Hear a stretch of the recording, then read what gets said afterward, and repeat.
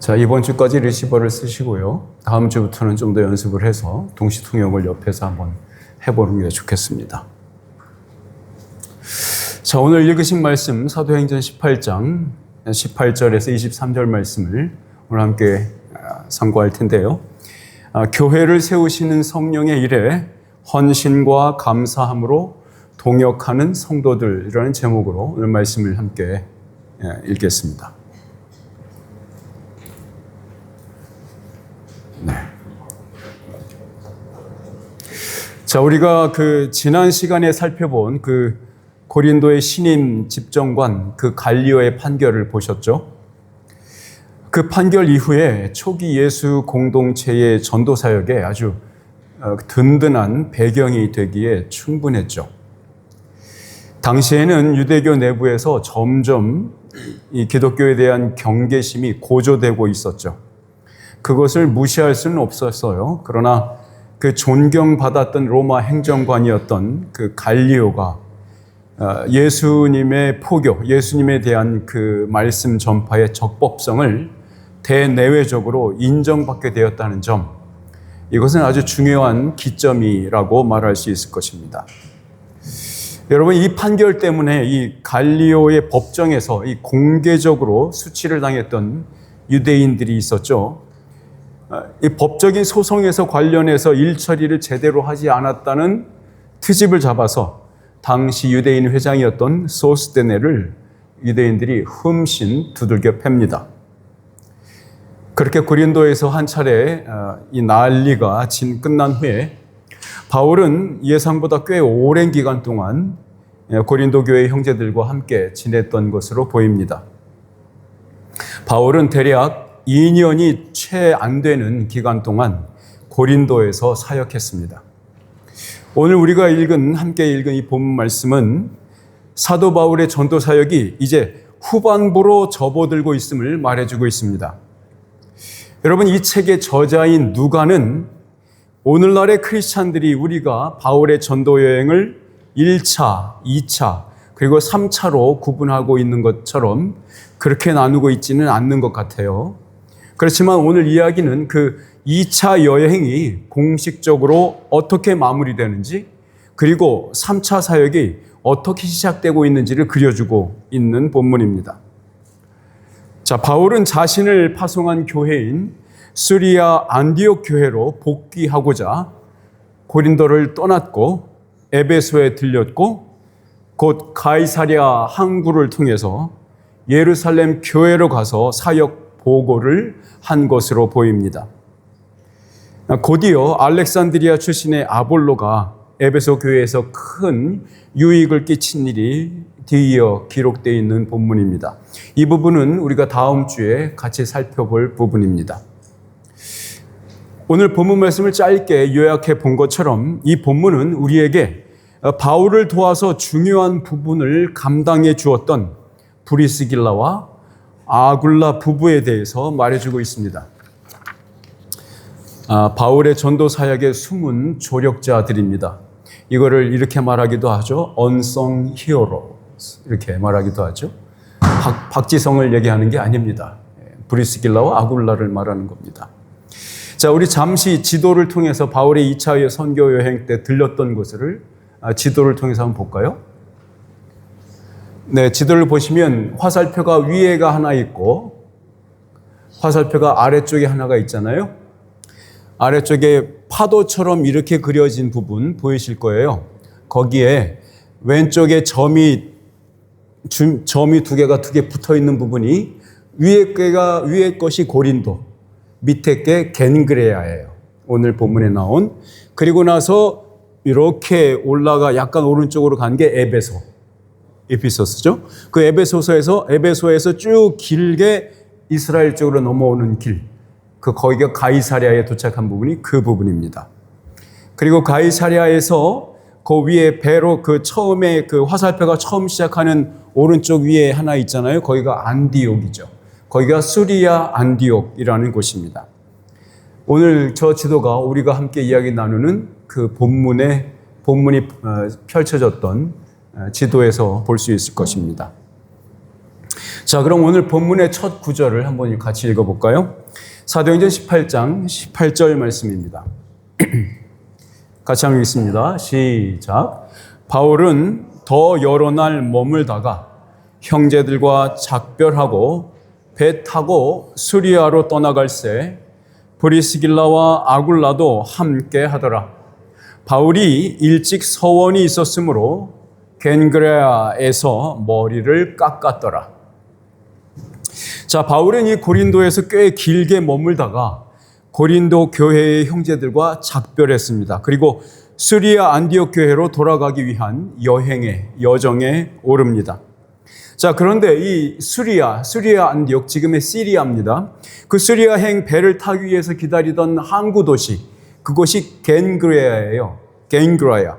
그 겐그레아에서 머리를 깎았다라는 바울의 모습이 기록되어 있죠. 이 브리스길라와 아굴라 부부는요, 바울이 겐그레아에서 삭발을 한 당시에, 삭발이죠. 보통 헤어컷이라고 표현되어 있는 부분도 있고요. 쉐이브라고 표현된 부분도 있어요. 아주 그냥 대머리를 팍팍 미는 거 있죠. 이게 면도칼로 이렇게 하는 것. 몽크처럼 혹은 사찰의 스님처럼 말이죠. 그렇게 한 거라고 보시면 될 것 같아요. 그거 머리를 깎았을 때에 옆에 있었던 것으로 보여요. 여러분, 여기서 바울은 왜 갑자기 삭발을 했을까요? 그리고 그 바울이 삭발을 한 그 이야기는 오늘 본문에서 어떤 의미를 갖고 있는 걸까요? 여러분, 다음 주면은 2025년의 마지막 달인 12월입니다. 아주 그냥 쏜살같이 빠르게 지나가는 시간들이죠. 그 너무 빠른 시간을 잠깐 천천히, 그리고 특별하게 천천히 흐르게 하는 방법이 있습니다. 하염없이 흘러가는 시간을 붙잡는 방법 말입니다. 여러분, 지나온 시간들을 돌아보면서 특별한 감사를 표하는 것, 그것이 한 가지 방법입니다. 추수에 대한 감사는 늘 우리에게 큰 유익을 줍니다. 또 다른 한 가지 방법은 특별한 헌신입니다. 바울이 머리를 깎는 의식을 통해서 주님께 드렸던 그 헌신의 다짐을 표현했던 것처럼 여러분들의 몸과 영혼이 온전히 주님께 드려지는, 그래서 거룩한 산 제물이 되기를 다짐하는 그 남은 한 달, 12월 말입니다. 그렇게 다짐하시고 감사하시면서 스스로를 헌신하는 그런 달로 삼으시면 어떨까요? 우리가 우리의 온 삶을 주님 앞에 정결함과 거룩함으로 드릴 수만 있다면 우리는 얼마나 기쁘고 즐겁겠습니까? 그렇다고 해서 여러분이 진짜로 머리를 빡빡 밀어버릴 필요는 없습니다. 우리 요엘 선지자라고 있습니다. 구약에 그 요엘 선지자의 2장 13절 말씀을 같이 한번 읽어보죠. 시작. 너희는 옷을 찢지 말고 마음을 찢고 너희 하나님 여호와께로 돌아올지어다. 그는 은혜로우시며 자비로우시며 노하기를 더디하시며 인애가 크시사 뜻을 돌이켜 재앙을 내리지 아니하시나니. 여러분, 우리는 우리의 양심에 난 털을 빡빡 면도해야 합니다. 이 회개의 행위는 하나님 앞에 받으실 만한 제물입니다. 여러분, 이 예배 속에서 우리 모두가 그가 받으실 만한 온전한 영혼들이 되시기를 주님의 이름으로 축원합니다. 아멘. 여러분, 그 당시까지 유대교에 남아있었던 이 삭발의 의미는 어떤 특별한 목적 때문에 받았던 그 소명을 이루겠다는 다짐의 뜻이 담겨 있습니다. 구약 전통에 따르는 그 나실인의 정결과 거룩을 상징하는 종교적 의식입니다. 여러분 기억하시죠? 제 이름이 영어로 삼손이잖아요. 여러분, 구약 사사기라는 저지스에 보면 13장에서 16장까지죠. 이 삼손이 자기가 원하지 않았는데 드릴라에 의해서 블레셋 사람들이 들어와서 삼손의 머리를 빡빡 밀어버리죠. 기억하시죠? 바로 그 장면. 나시린으로서, 삼손은 나시린이었거든요. 정결하고 거룩해야 됐는데 그것을 지키지 못했어. 다른 이 블레셋 사람의 손에 의해서 삼손의 머리카락이 다 밀어버린 거예요. 오늘 바울이 머리를 민 것, 바로 그 의미입니다. 그런데 왜 우리는 이렇게 질문할 수 있겠죠? 왜 바울은 지금 예수 그리스도를 전파하고 있는 바울이, 사도인 바울이 어떻게 아직까지 유대교적 전통 예식을 따르는가? 라는 질문 말입니다. 여러분, 바울은 스스로 자기가 유대인이라는 정체성을 잃지 않았습니다.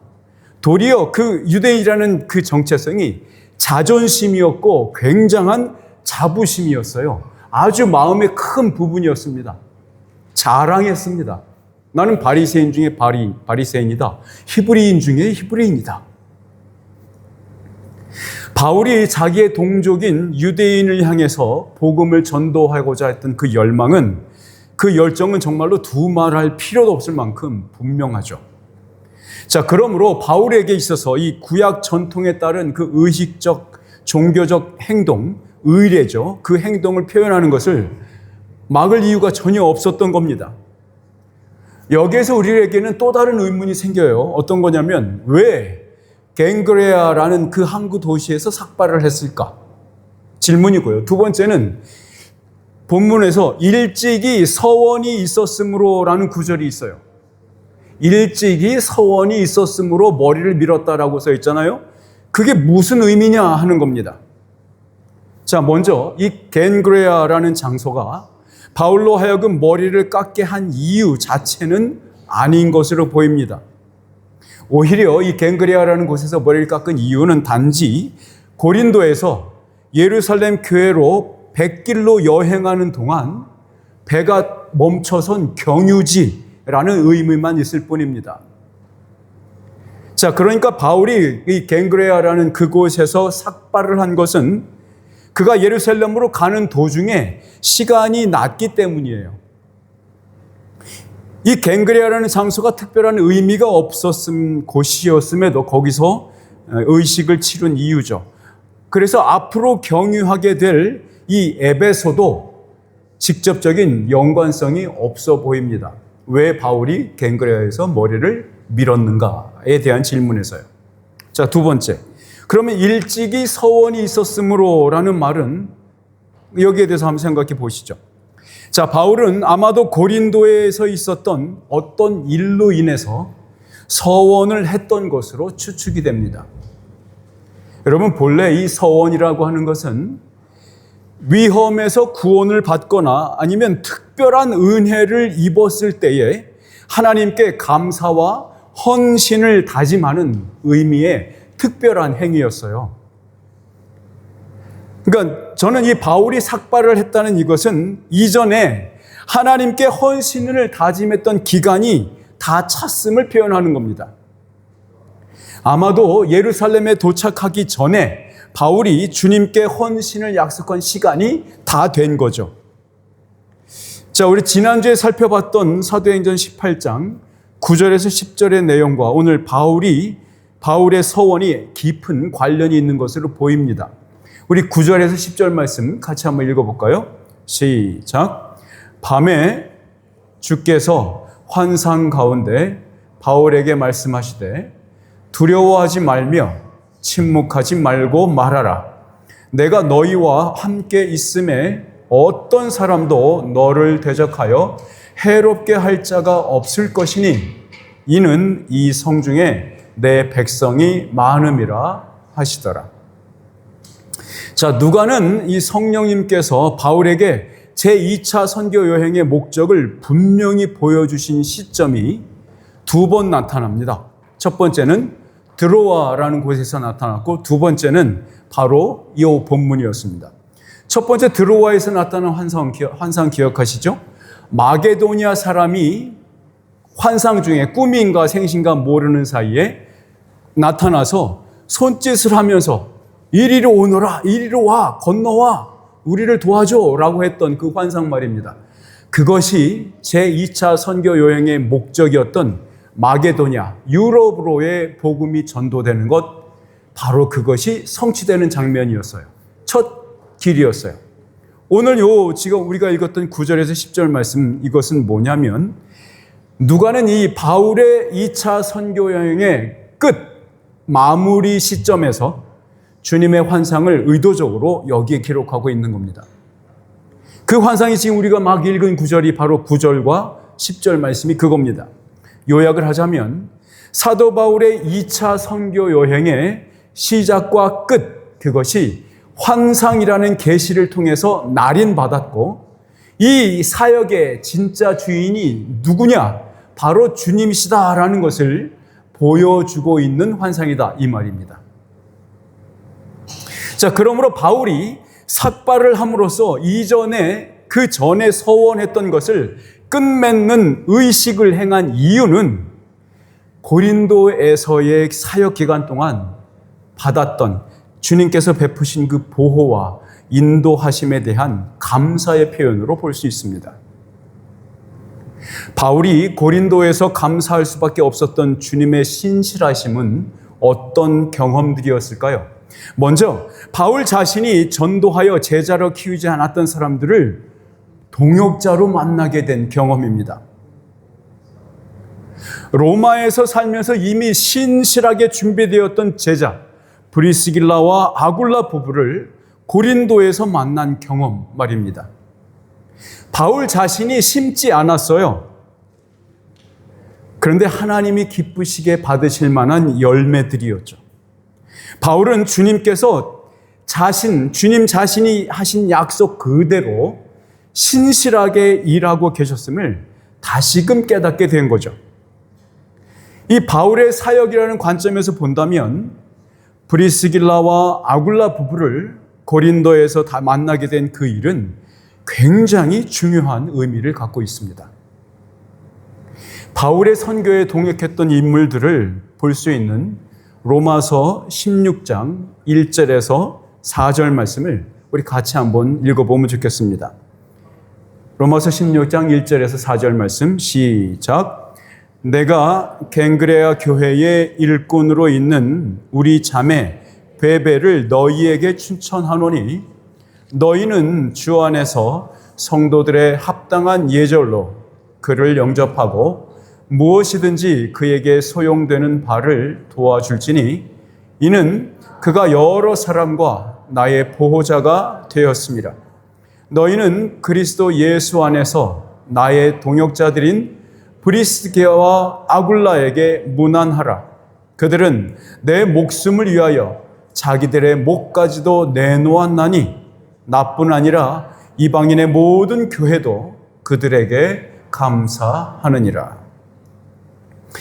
여러분, 바울이 머리를 깎았던 바로 그 갱그레아라는 장소 있잖아요. 그 갱그레아 출신의 여자 성도 베베라는 사람, 이 사람은 바울의 보호자 혹은 바울의 후견자 역할을 맡았던 것으로 보입니다. 후견자란 말 아시죠? 파트론이라고 부르는. 바울은 로마 교회에서 이 교회에다가 베베 집사를 소개하면서 야, 너희들 많은 재정이 들더라도 이 사람을 도와라. 그만큼 가치가 있는 사람이다 라고 소개하고 있는 겁니다. 이어서 바울은 브리스길라와 아굴라를 자신의 동역자라고 소개하고 있어요. 이 부부는 바울 대신에 죽는 것도 마다하지 않는 사람들이라고 소개하고 있네요.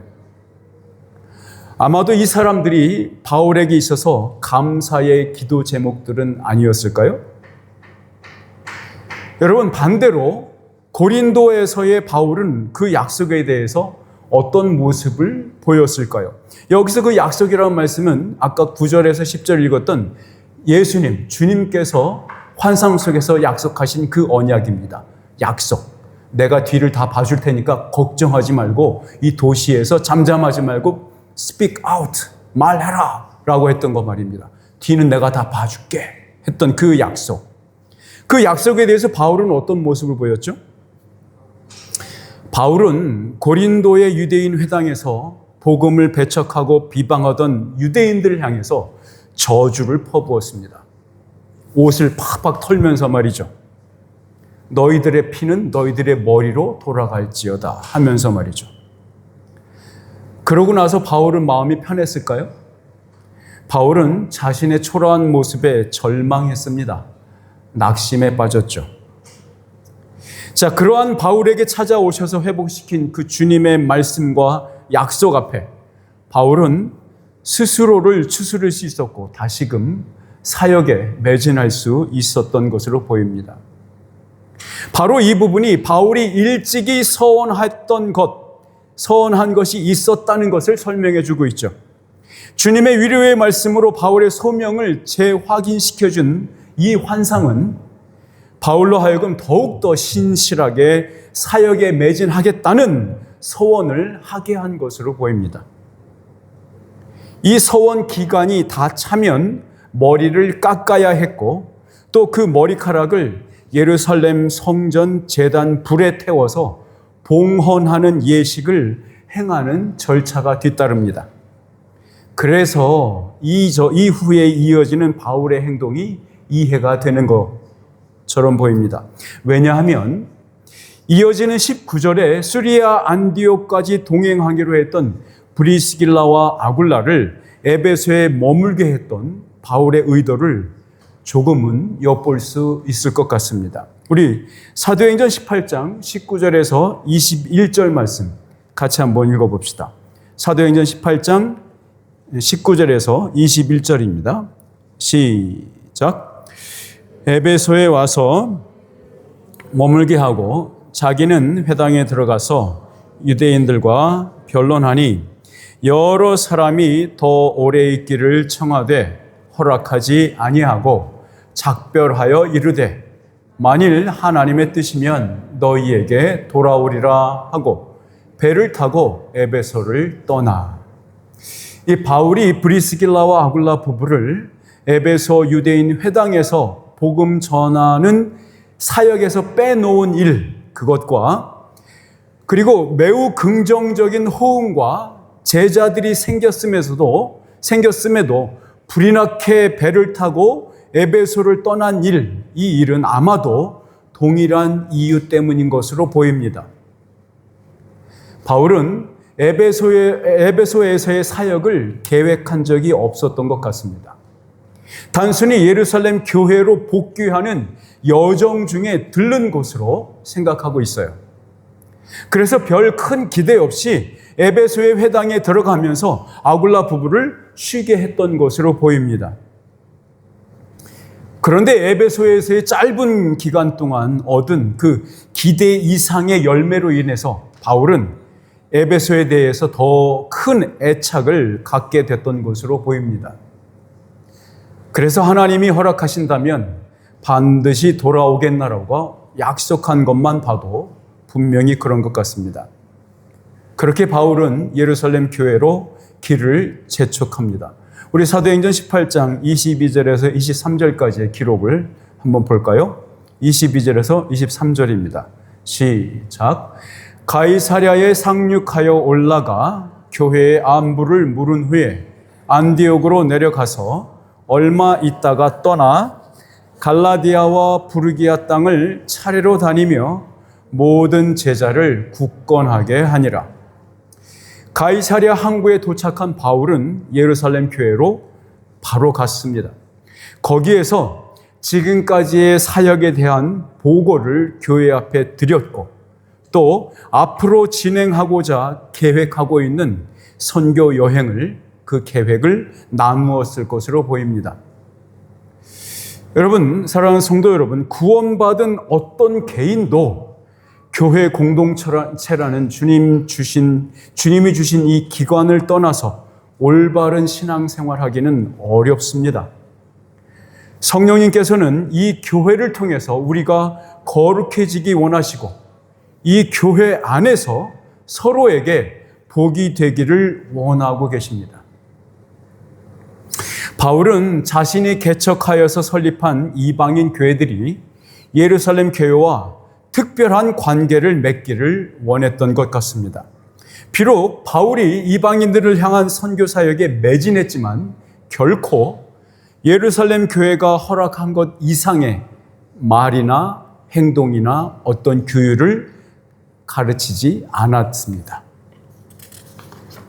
왜냐하면 예루살렘 교회에는 여전히 예수님이 선택한 제자들이면서 사도들인 사람들이 여전히 있었기 때문에 그렇습니다. 권위가 있었던 겁니다. 자, 그러므로 그들의 가르침과 규율에 순종하는 것은 예수님의 명령을 따르는 의로운 행동이었기 때문에 그렇습니다. 모든 권위를 무시하는 것을 현대인들의 자존심처럼 지키라고 이 세상은 가르치고 있죠. 이 세상은 그것을 철학과 세상의 지혜로 가르칩니다. 그러나 이것은 성경이라는 절대 진리에 자발적으로 순종하는 미덕을 가르치는 교회의 가르침과는 상반됩니다. 자, 여러분들은 교회를 뭐라고 생각하십니까? 여러분, 일주일의 첫날인 주일에 우리가 모임을 갖는 이유는 이것입니다. 왜냐하면 그 이유는 내일부터 시작되는 6일간의 모든 시간들이 바로 이 주일에 속하는 날로 우리가 고백하고 우리가 이해하기 때문에 그렇습니다. 내일은 월요일이지만 이 말씀을 바꿔 말하면 이런 겁니다. 일요일에 주일에 속한 월요일, 주일에 속한 화요일, 주일에 속한 수요일 말입니다. 바울은 예루살렘 교회에서 그동안의 성과와 이방인 교회들의 상황을 보고하는 일을 마친 후에 곧바로 자신의 파송교회인 수리아 안디옥 교회로 이동했습니다. 바울은 안디옥 교회에서 대략 1년여의 시간을 보낸 후에 3차 선교 여행을 떠납니다. 바울은 갈라디아와 부르기아 땅을 동쪽에서 서쪽으로 이동하면서 그 길에 있는 도시의 교회들을 차례로 방문했습니다. 바울이 이들 교회들을 굳건하게 서도록 위로한 말씀은 아마도 이런 말씀이었을 것입니다. 우리 고린도전서 1장 6절에서 9절 말씀을 같이 한번 읽으시면서 사도 바울이 그 교회들을 어떻게 굳건하게 했는지 한번 상상해 보시기 바랍니다. 같이 읽겠습니다. 시작.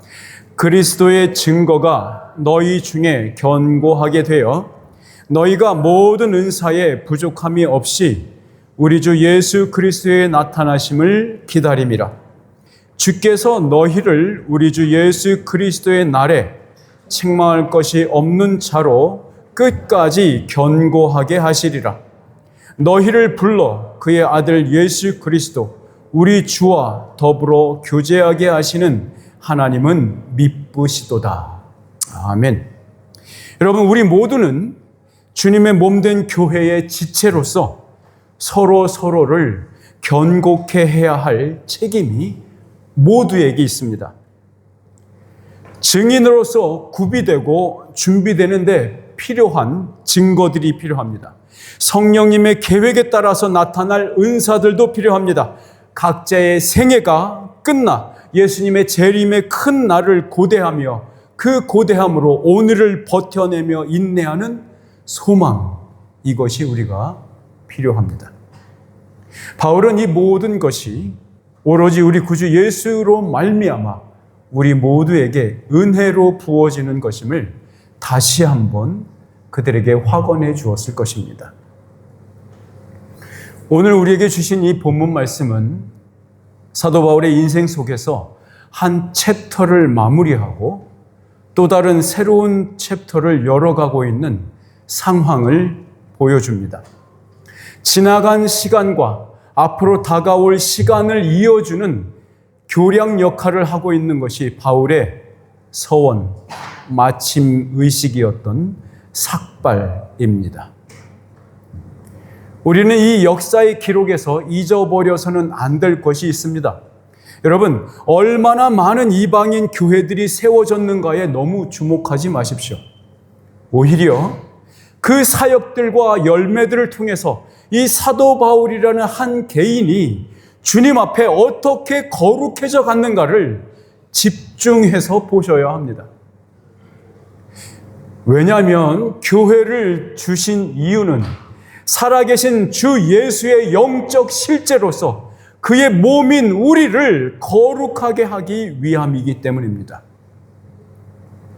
사도 바울이 갈라디아와 부르기아 지역을 다니면서 교회를 굳건하게 했던 것처럼 저도 여러분을 굳건하게 할 말씀을 나누고자 합니다. 우리 다 같이 일어나셔서 로마서에 있는 말씀을 같이 읽겠습니다. 이 사도 바울의 말을 인용하여서 여러분의 영혼을 굳세게 하고자 합니다. 로마서 6장 17절에서 23절입니다. 천천히 읽겠습니다. 시작. 하나님께 감사하리로다.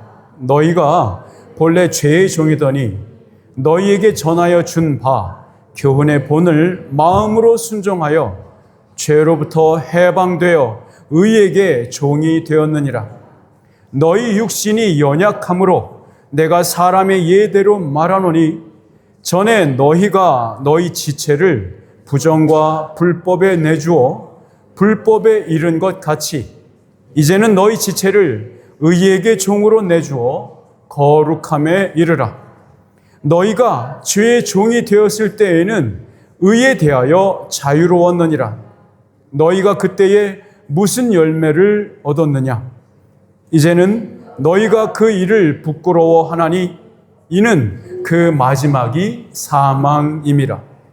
그러나 이제는 너희가 죄로부터 해방되고 하나님께 종이 되어 거룩함에 이르는 열매를 맺었으니 그 마지막은 영생이라. 죄의 삭은 사망이요 하나님의 은사는 그리스도 예수 우리 주 안에 있는 영생이니라. 아멘. 주님이 주시는 그 영생의 삶을 누리며 사시는 여러분 모두가 되시기를 주 예수님의 이름으로 축원합니다. 아멘. 우리 기도하겠습니다. 전능하신 아버지 하나님, 사도 바울의 2차 여행의 마지막과 새로운 여행길에 올라가는 그 부분을 오늘 말씀을 통해서 보았습니다. 성령님께서는 참으로 귀한 일을 하셨고 참으로 온전한 일을 하셨고 참으로 완벽한 일을 하셨습니다.